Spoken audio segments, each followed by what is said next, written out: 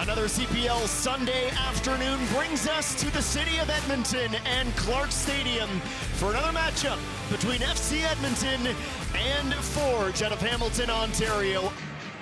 We'll meet the teams and begin with Alan Koch's selection for the Eddies. There are 3 changes to this 11. Some notable absences as well for the visiting side. Kyle Becker continues to serve his 3-match suspension for a red card.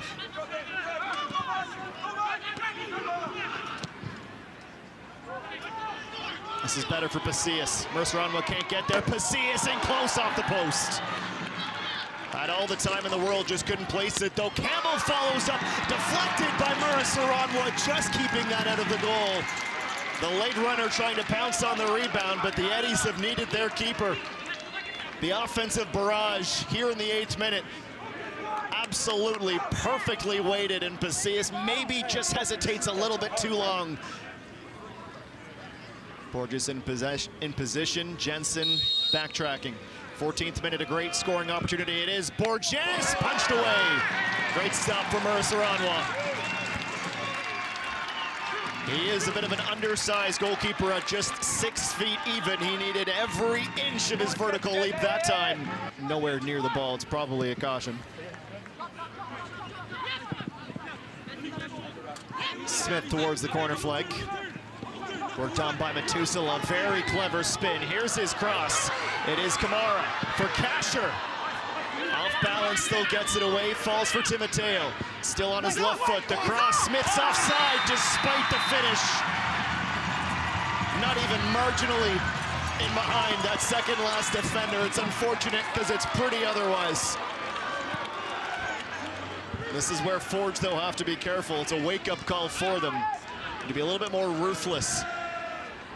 They might just do it. Pasillas is in. A second touch. A strike. Merceranwa again. Closes down, gets his body in front of the ball, and continues to stymie Forge's best striker so far this season. Everything about that is fantastic, and maybe again, Woobens needs to go a bit earlier. Right through 26. Postponement earlier in the season. Match against Valor that's been played, and then Pacific needed to reschedule an affair with Forge.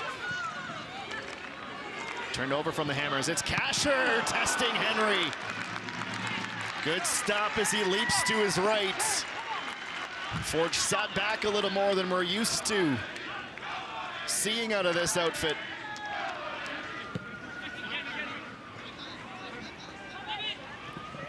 CJ Smith runs towards the touchline, stays with Muhammad for now. Triantafilou, directed by Shom. Long diagonal switch of the field for Timoteo. 1v1 with the left back, Poku. Campbell drops, falls for Timoteo! A little further out. This is Tristan Borges, trying to take the match into his own feet.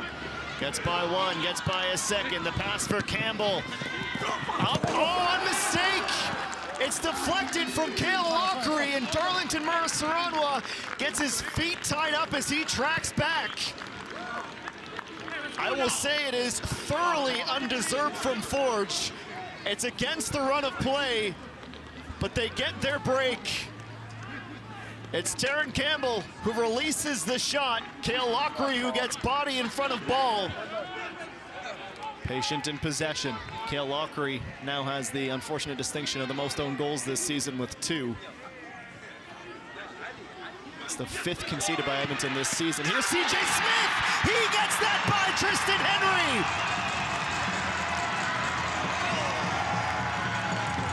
Justice served for the Eddies. CJ Smith continues to deliver and reward the confidence in his coach for giving him these starts.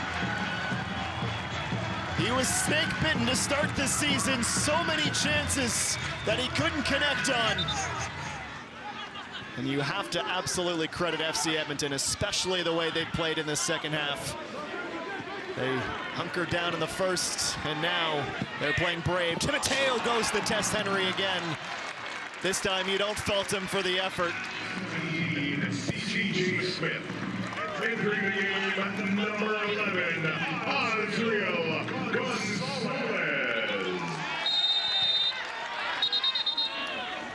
Well, Singh has been on thin ice pretty much this entire match.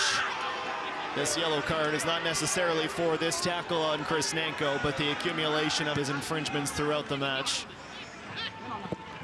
Jensen, a little chip. Nanko finesses it down. Jensen makes the run. Really an opening. Nanko gets a second effort, goes barreling through towards Hamilton. Falls for Jensen! Nearly a worldie. Keeps himself in a good position, Noah. But they need to eliminate these kinds of mistakes. That should be a foul on Singh, and it is given just, and I mean just, outside the 18.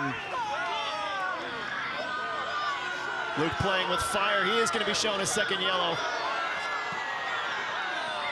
That's a self-inflicted wound from the Eddies. They don't need to do that. It makes the race all the more exciting, but it also gives a big boost to Atletico Ottawa atop the table.